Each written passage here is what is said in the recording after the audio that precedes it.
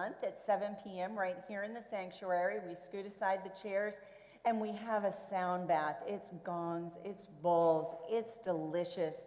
It's 1 hour of pure bliss. In the past, masks have been required for attendance, and that is no longer true. So if the mask was stopping you from coming and being in this 1 hour of sanctuary, come on Wednesday night at 7 o'clock. Sound sanctuary, isn't that cool? So we also have next Sunday the Expansive Grief Workshop with Jennifer Magnano. It's been going quite beautifully, and it's an opportunity to move through any grief or any leftover energy of grieving that is present in us. It's a great, creative, wonderful way. We grieve all the time. Sometimes I grieve because the grocery store reorganizes. Harmonious Relationships is the first and third Sunday. Harmonious Relationships is meeting at 12:15 today with Mary Ann Drew in the classroom that has outside access on this north side of the building. And we are having on Friday night a volunteer appreciation dinner. If you have been a volunteer and you have not signed up, please sign up so that we can have enough food for everybody. If you'd like to be a volunteer, let's talk to Sherry. Let's get you volunteering, and then next year you'll be at our volunteer appreciation dinner. The board is making the meal. They're cooking. So it's home cooked meal. It has a Hawaiian theme. It show you chicken. It's all gluten, not everything's gluten-free, but most things are gluten-free. There'll be plenty for you to eat. There'll be plenty of protein if you're vegetarian. Yeah, say yes to volunteering. Say yes. We're going to invite you to stand as you are able. We're going to sing When All God's Children.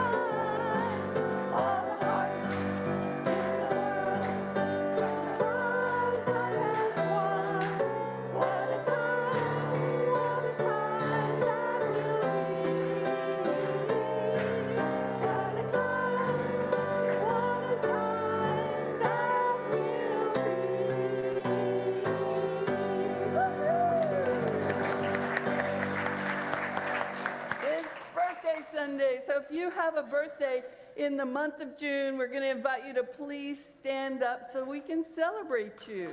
Look at the June birthday! Yay! Oh.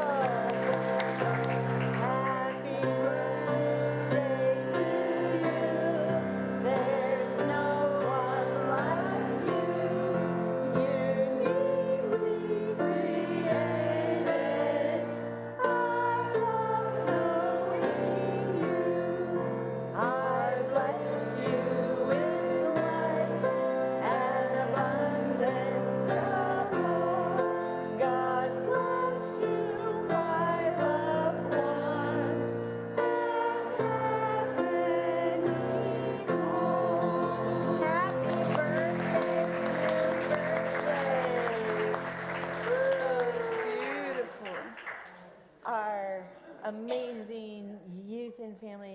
director is coming up now because it's the kids' time.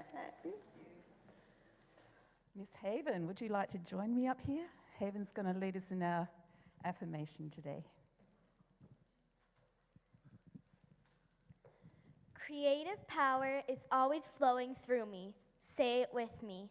Creative power is always flowing through me. Amen. Okay.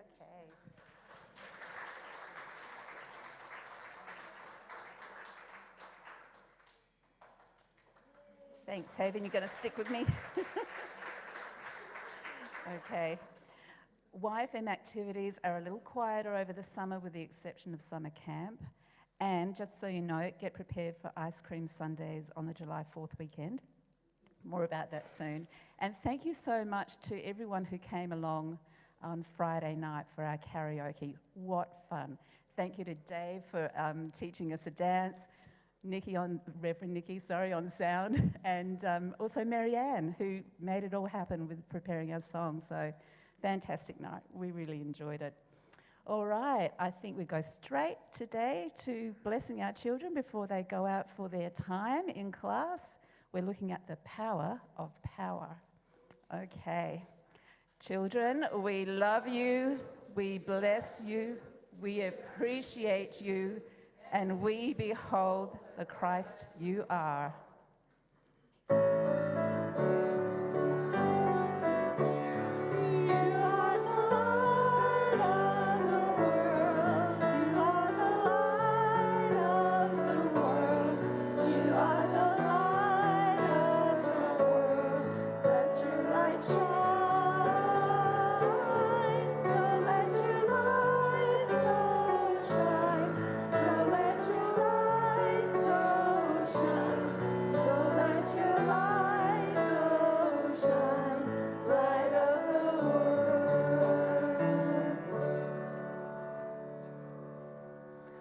The most alive moment comes when those who love each other meet each other's eyes.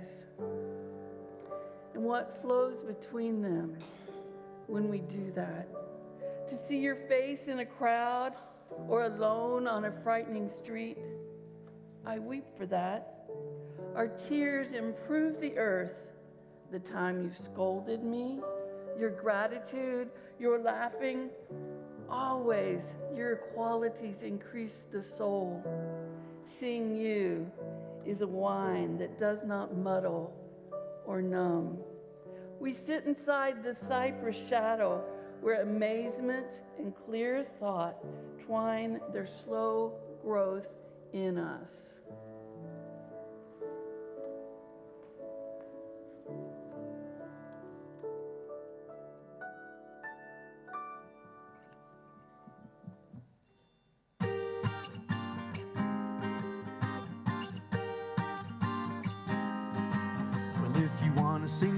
Sing out, and if you wanna be free, be free. 'Cause there's a million ways to be, you know that there are.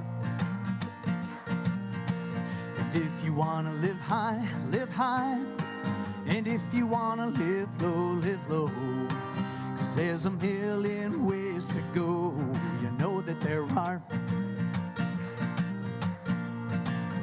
You can do what you want. The opportunities are, and if you find a new way, well, you can do it today, and you can make it all true, and you can make it undo. You see, it's easy, you only need to know. If you wanna say yes, and if you wanna say no, say no. 'Cause there's a million ways to go, you know that there are. And if you wanna be me, be me. And if you wanna be you, be you. 'Cause there's a million things to do, you know that there are. You can do what you want. The opportunities are. And And if you find a new way, you can do it today. And you can make it all true. And you can make it undo. You see, it's easy. You only need to know. And if you wanna sing out, sing out. And if you wanna be free, be free. 'Cause there's a million things to be. You know that there are, you know that there are, you know that there are.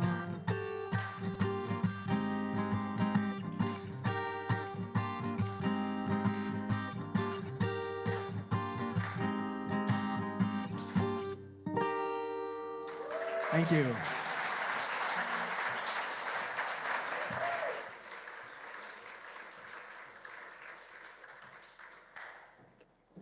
It just touches my hippie soul.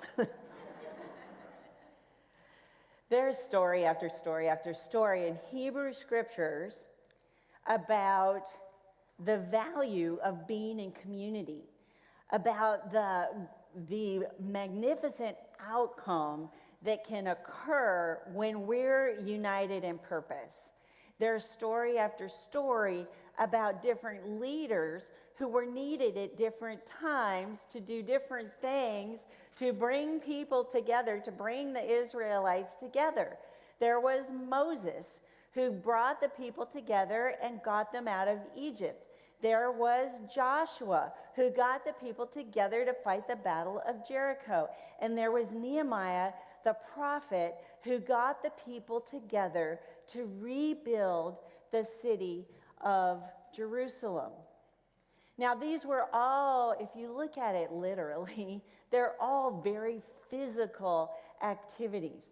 But what's required for success in community is really the spiritual part of the journey.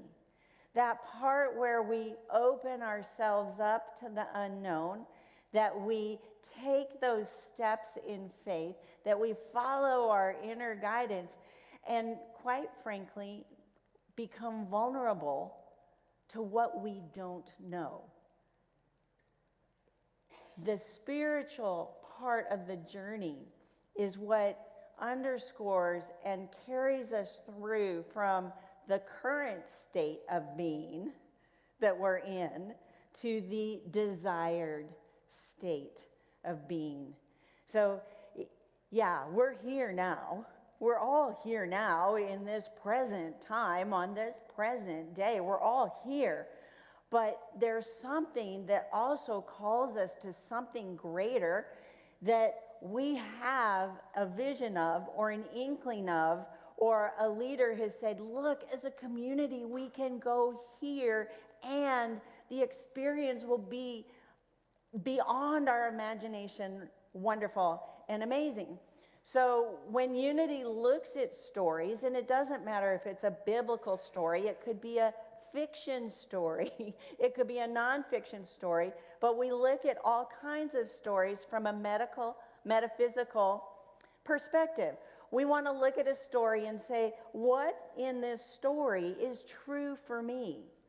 What in this story is a parallel for my life right where I am right now? So when we look at the story of Moses and him getting the people together to come out of Egypt, Moses represents the bringer of the law. And really, it's the bringer of the law and order. So metaphysically, he's all about bringing law and order into this incredible uncertainty. I mean, those Israelites meandered in the desert for 40 years. But 40 is the metaphysical number, meaning as long as it takes. So when we're going in circles and we say, I don't know if I'll ever get out of the mess or the situation or the circumstance that I'm in, know that in our circling, we can bring order and find a path and become organized. Like, we've all done that. We've all done that. Joshua is the defender. And he encamped with the people for 7 days around the city of Jericho. The city of Jericho was between them. The city of Jericho was like the obstacle, those walls, those obstacles between what the people wanted, where they were, and the fulfillment of their destiny. So for 7 days, 7 meaning intuition, inner wisdom, patience, right? 7 days, they surrounded that, and then a miracle occurred. The prophet Nehemiah was a cupbearer. He was in exile for 12 years. 12, the number of fulfillment. The number of fulfillment. It's like you go away, you fill your cup, you fill your heart, you immerse yourself in faith, and then you can come back to the situation, like come back into consciousness, come back to this present moment, and then you'll be ready to rebuild and create those foundations that you need to move forward in life. And we've all done that too. So I know that in all of that, what I know is what I don't know. It's the uncertainty. It's the vulnerability that we have to be open to. We have to be open to possibilities we don't want to face in order to be open to the possibilities we do want to bring into our lives. A lot has been written about vulnerability, especially for the past 15 years. Brené Brown is like the vulnerability queen. She has a tiara, a crown for sure. Her 2010 TED Talk is still in the top 10 TED Talks that are watched. And she talks about vulnerability and how crucial it is for us to be vulnerable in community, because community really is like, we can do a lot on our own, but community is where things happen. She said this: vulnerability is basically uncertainty, risk, and emotional exposure. I was raised in a get her done and suck it up family and culture. The tenacity and grit part of that upbringing has served me, but I wasn't taught how to deal with uncertainty or how to manage emotional risk. I spent a lot of years trying to outrun or outsmart vulnerability by making things certain and definite, black and white, good and bad. My inability to lean into the discomfort of vulnerability limited the fullness of those important experiences that are wrought with uncertainty. Love, belonging, trust, joy, and creativity, to name a few. Individualism is valued in our American culture. We pride ourselves on our individualism. We worship people who have brought themselves out of nothing and been solo entrepreneurs and just are so successful today. And we worship spiritual gurus who have come out of homelessness and hunger, and look at all they've overcome. And anyway, I mean, we do that in our culture and in our country because we value our capacity as individuals to get her done, to suck it up, to be something that we are called to be. And yet at the same time, even though we value all those freedoms, the freedom to bear, the freedom to speak, the freedom to write, the freedom to be, it's like we still have to, as a human being, rely on community and be vulnerable to achieve that state of desire that we're looking for. Brené Brown has written so far 6 bestsellers. One of my favorite is Braving the Wilderness. And in Braving the Wilderness, she takes apart all the different components about vulnerability and gives practical spiritual tools and practices for ways that we can enhance our sense of belongingness or our recognition that we belong to something greater than we are. Now, people have followed her from even before 2010. There's a woman in Austin who started her own advertising agency, and now from a one-room shop, it is the largest ad agency in the United States owned by a woman.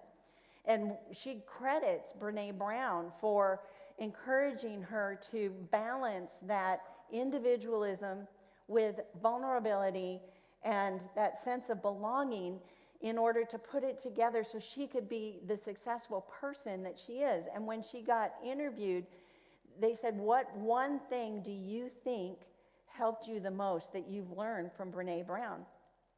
And the woman said, "Not opening yourself up to vulnerability is not opening yourself up to opportunity." There's a Hindu proverb which says, "A man who has missed an opportunity is like a monkey who has missed a branch. Neither one can be saved." So you see what a critical part our own vulnerability has on our spiritual journey and in our human journey in order to give us that foundation, because really the only thing we can count on, well, besides change, is uncertainty and emotional risk. And so in that vulnerability, isn't it nice to know that we can be in community, so in that darkness, we can have a hand to hold. And in that darkness, we can have a shoulder to lean on for that emotional support, and that we can recognize that when we stand together, that we have a foundation that is strong and solid and filled with all the goodness that we know to move forward, to move forward in the world. Hang on. In that paragraph, go to the next paragraph. Anyway, we need it. So I want to make the point about the difference between coming together and belonging in community and having that kind of unity and groupthink, right? So it's not really about, here, find this group of people that will support you because they all think the same, and then you're all going to think the same. So there are many proverbs. I got it. Okay, I'm back in the game. Okay, there are proverbs that also from the Bible and from our collective wisdom in the Western culture that support the value of community. So many hands make light the work. Two heads are better than one. It takes a village to raise a child. Okay, and the last one is united we stand, divided we fall. Okay, see, now I'm back in the game. All right, so united we stand, but being divided isn't always a bad thing, because it is dangerous if we all start to think the same thing, and it can get us into big trouble. So I want to give 4 examples, 2 from the 17th century, so it wasn't that long ago, but 2 from the 20th century about groupthink and how it can get us in trouble. In 1637, in the Netherlands, there was a tulip mania. All of a sudden, tulips became the most popular flower in the entire known world to the Netherlands, and the prices of the bulbs began to rise. And so people who were buying the bulbs and then turning around even a week later, a month later, or several months later and selling them were making tons of money. And it was believed at the time, like the group think was, in order to make money, get on this bandwagon of tulip mania. And then the tulip bubble burst. It was devastating. It was devastating. In 1692, in Salem, Massachusetts, the colony, there were the Salem witch trials. It was dangerous not to think the same way as the crowd. It was dangerous. In 1961, U.S. officials decided it would be a good idea to invade Cuba. They had some intel and they had a lot of optimism, and the members of the president's cabinet were afraid to speak up in opposition because it seemed like such a sure thing, when in fact it turned out to be a military fiasco and the United States was an international embarrassment. People were just afraid to speak up. In 1986, the space shuttle, the Challenger, was on a deadline, and engineers, both engineers and managers, overrode concerns about O-rings that would react in the cold. They had to keep the deadline, and anybody who spoke out against them was, in our modern lingo, they were shushed. They were dismissed. And what happened? The truth was the cost for the unity. Lives were lost. Progress was lost. An industry that had been so brilliantly, like they couldn't do anything wrong and the stakes were high. Groupthink. So there's a healthy unity, and then there's unquestioning conformity, which is, there's a big difference. But there's also a different kind of difference between harmony and disharmony. Harmony is when you have many voices, and many voices, that kind of diversity is good for us because we make different, better kinds of decisions. Disharmony is when we're at cross purposes or there's not a clearly defined purpose. It's like singing Purple Rain, purple rain, purple, right? At the same time, you're like, school's out for the summer. Purple rain, right? I mean, it's just different. So when we notice that we're not in harmony, it's an invitation to say, wow, how am I using my spiritual principle? How am I not creating and contributing to a united purpose? How am I not igniting community, either a community at large or the community, all the parts of me, like all the parts of us, how am I not uniting that? Myrtle Fillmore, who's the co-founder of Unity, has taken ancient wisdom. She and Charles Fillmore took ancient wisdom and brought it into our current time, and we've been teaching it that way for 135 years. She said, if we study the matter, we shall find that we have these unpleasant experiences when we have been tampering with the law. We have taken it upon ourselves to hurry up the growth of another or of ourselves. We have seen fit, mentally or otherwise, to call attention to shortcomings and sometimes to condemn another or ourselves. When we do this, we simply stir up and bring forth more of the errors that are in subconscious and must meet the consequences. There's that word again. Consequences. It's like we all have that spiritual pattern for perfection. We all have the capacity for harmony. We all have the capacity to call upon our inner wisdom, to hold out for those 40 days, to go away for those 12 years, to use our intuition. We all have that. And yet sometimes, well, this is hard. And we're really hard on ourselves. And we're really hard on other people. And I think we should take a breath into acknowledging, yeah, I'm hard on myself. And I'm hard on other people. And I know that each of us has this spiritual pattern for perfection, including me. Now, I have not yet mastered my perfection. And I know this how? Because I'm still here, right? I'm still here. You can see me in the flesh. I haven't yet ascended. And so I like to think of when I'm out of harmony and when I've made these kinds of, well, most people call them mistakes. Sometimes I just call them choices I wish I hadn't made. We went on vacation. I made a choice I wish I hadn't made. I made a choice I really wish I hadn't made. So before we went on this cruise, I got out my passport. And I got out my passport because I didn't want to forget it.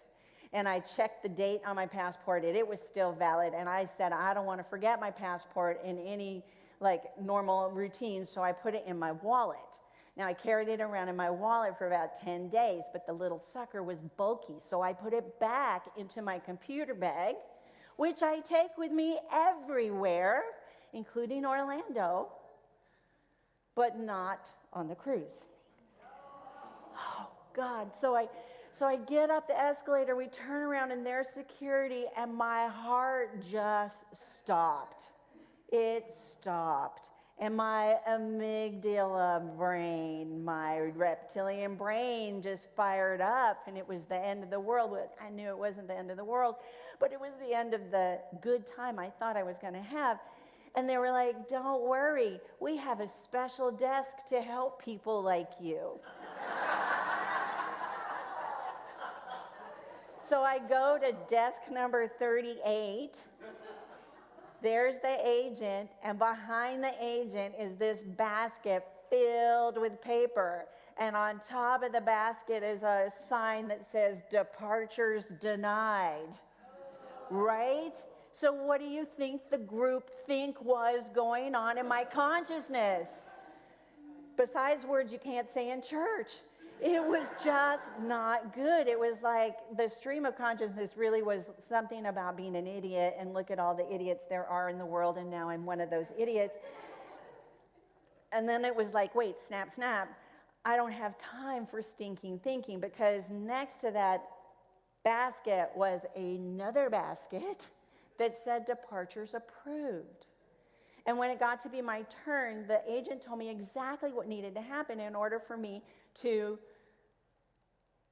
get on that ship. So I turned around to Nikki and I said, you need to go on this cruise without me. Because that's how vulnerable I felt like I needed to be to possibility. Like that could happen. It could happen. Turns out all you need is a copy of your birth certificate. Which I think I had at home, right? You know, it's like, I think I have that at home. So I called our cat sitter, who was at work at her other job, who had to get permission from her boss to leave there and drive 25 minutes to my house.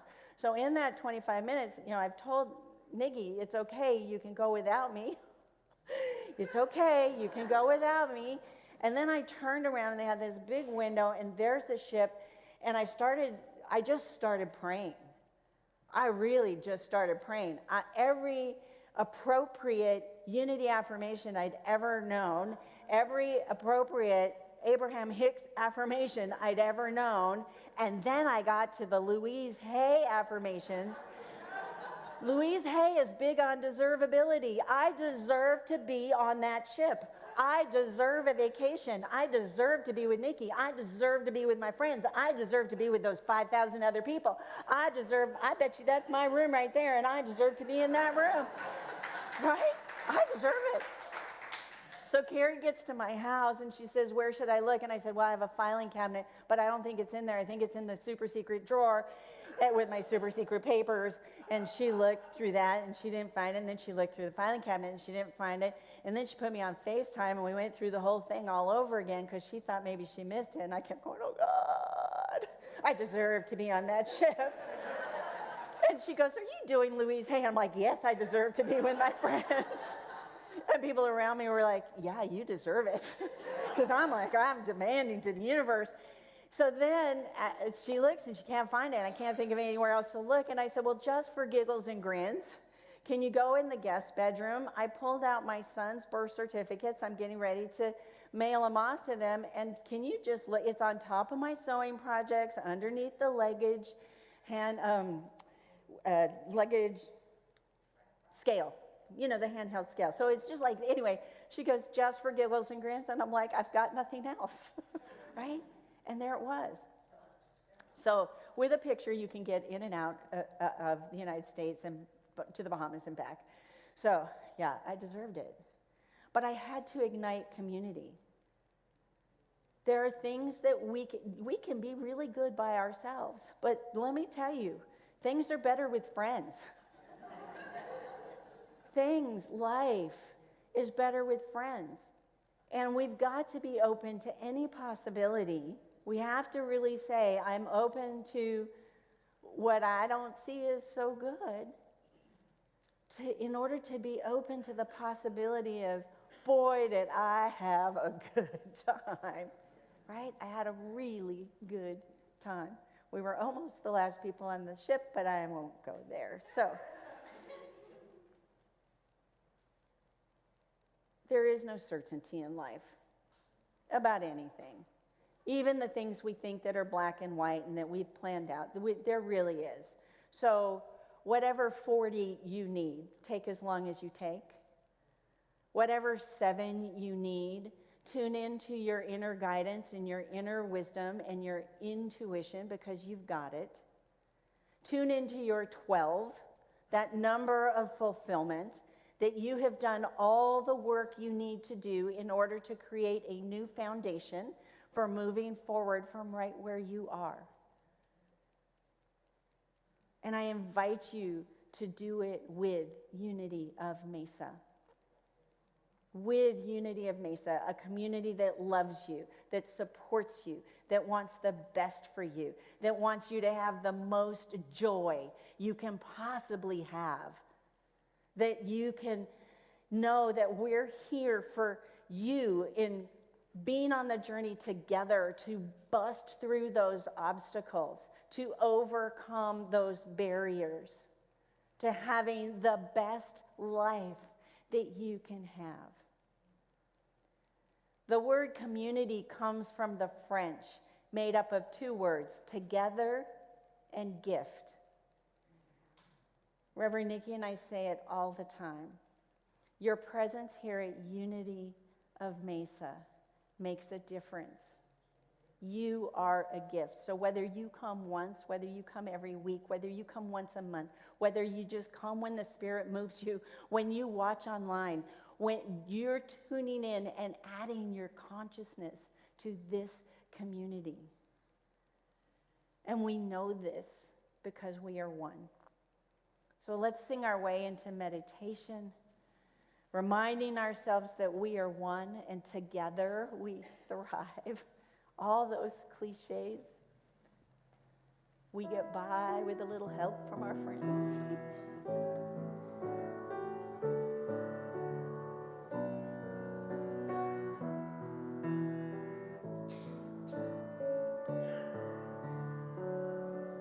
We are one. We are one. I am you, you are me. We are one. And in this unity, we will live in harmony and peace will come. 'Cause we are one. We are one. We are one. I am you, you are me. We are one. And in this unity, we will live in harmony and peace will come. 'Cause we are one. Let's take this time in meditation to breathe, to be accountable, and to trust. To trust the uncertainty in our lives. To trust the disharmony in our lives as an invitation to come back into alignment with purpose. A purpose of joy, a purpose of love, a purpose of peace, a purpose of restored health,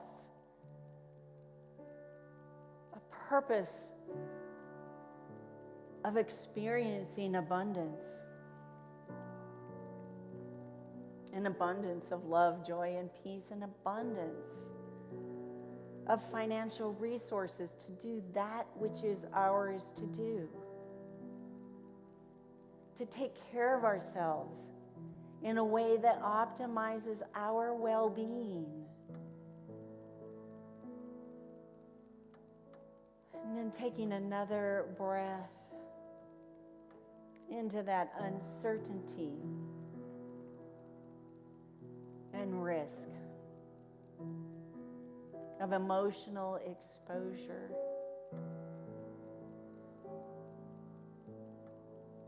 Of whatever people might think.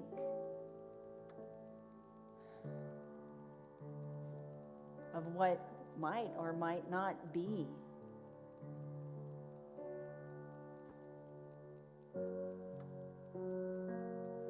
But it is here where we begin to see opportunity in a new way.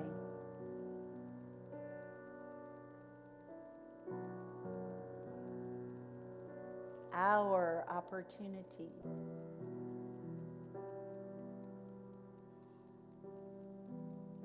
Our opportunity to be in community with like-minded people.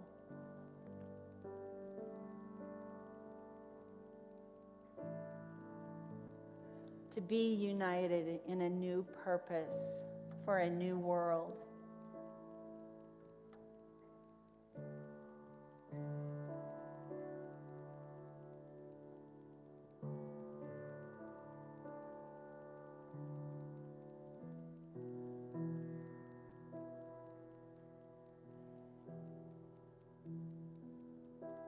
And now I invite you to bring your image as if you were looking into a mirror.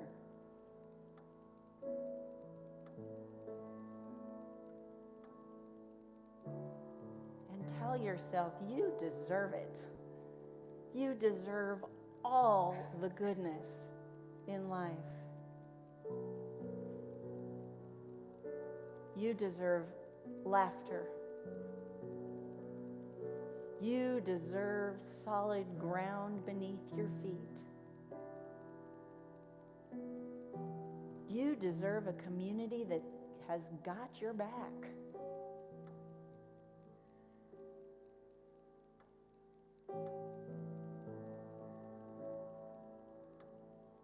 You deserve love. You deserve it. And then bring your hands over your heart.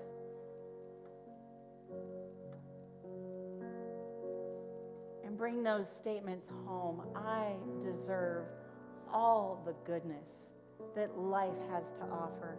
I deserve solid ground beneath my feet. I deserve laughter. I deserve love. And I deserve to be in a community that believes in me.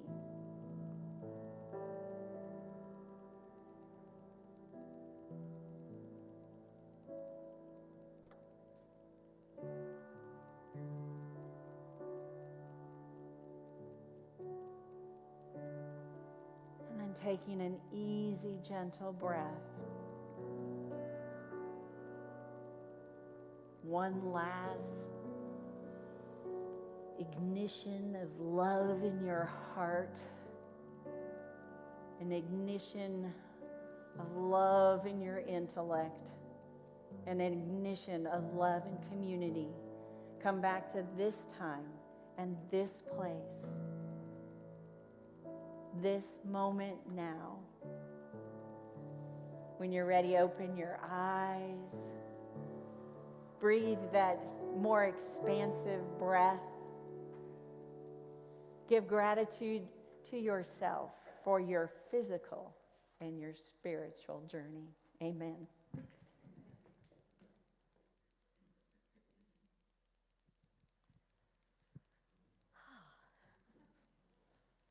So I feel blessed on a daily basis to be part of this community. And I think there are so many ways to really engage and become, to really start to feel more connected to the community.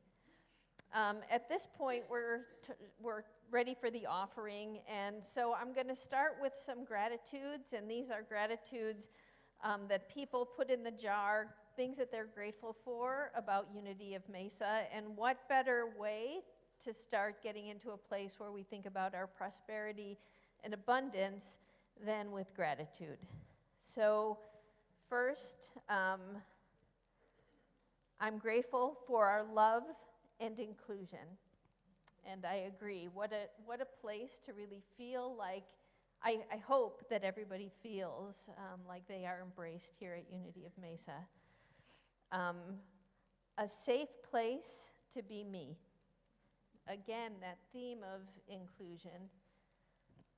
And finally, I'm grateful for the women's ministry.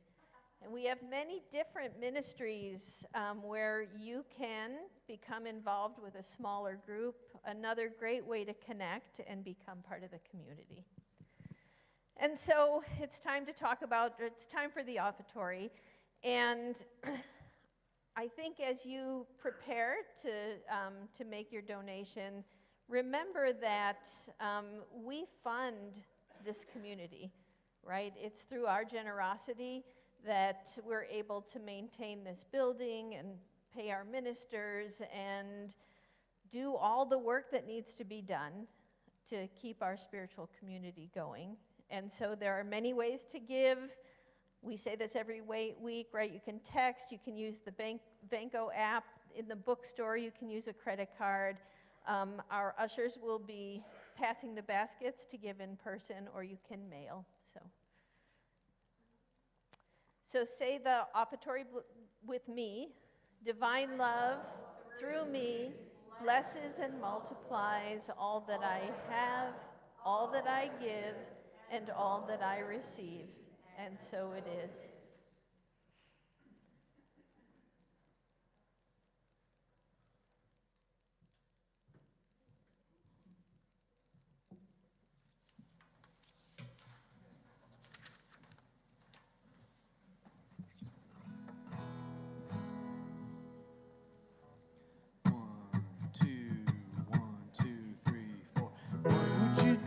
If I sang out of tune, would you stand up and walk out on me?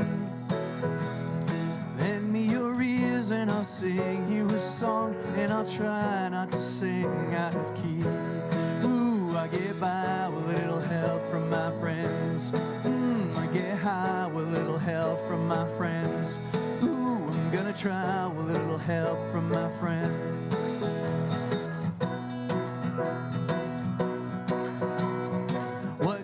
Do when my love is away? Does it worry you to be alone? How does it feel by the end of the day? Are you sad because you're on your own? No, I get by with a little help from my friends. Ooh, I get high with a little help from my friends. Ooh, I'm gonna try with a little help from my friends. Do you need anybody? I want somebody to love. Could it be anybody? I need somebody to love.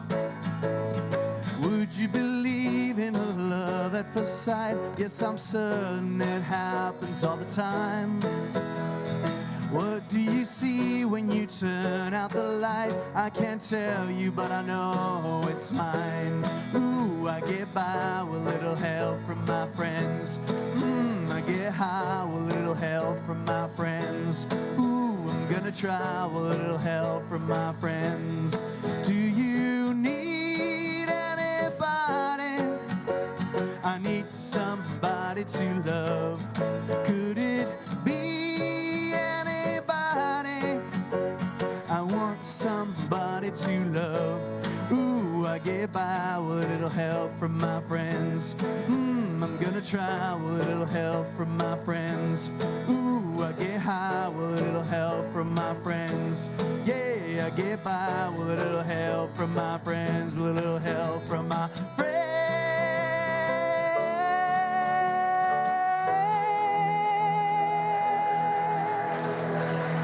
Thank you.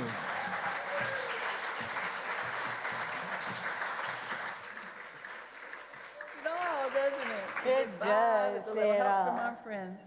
Let's bless our offering together. We are one with the opulence of God. We are now in the flow of infinite abundance, and we give thanks for the prosperity that is ours by divine right. And so it is. And so it is. Before you switch that slide, Reverend Nikki, I just want to point out that that's a koi fish.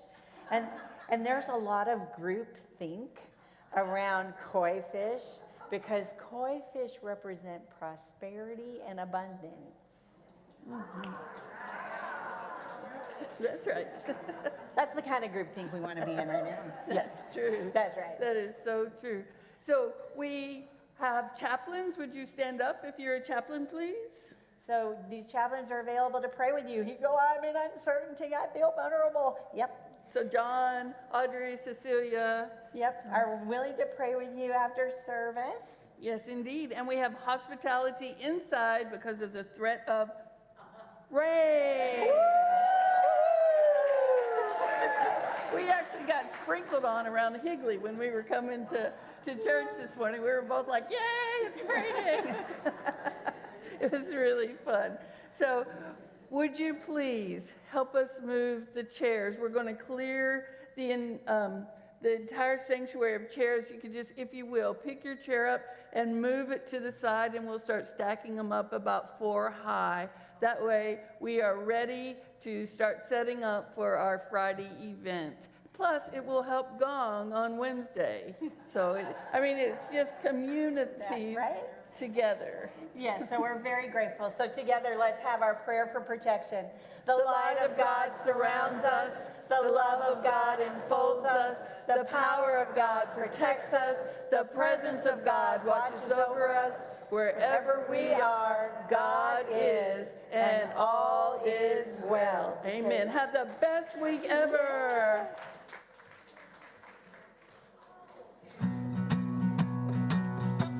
Ooh, I get by with a little help from my friends. I get high with a little help from my friends. Ooh, I'm gonna try with a little help from my friends. Do you need anybody? I need somebody to love. Could it be anybody? I need somebody to love. Ooh, I get by with a little help from my friends. Ooh, I gotta try with a little help from my friends. Ooh, I get high with a little help from my friends. Yeah, I get by with a little help from my friends, with a little help from my friends.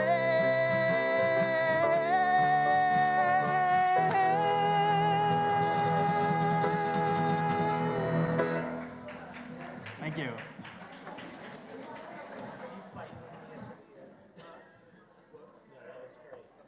They were all singing along. Wasn't that amazing?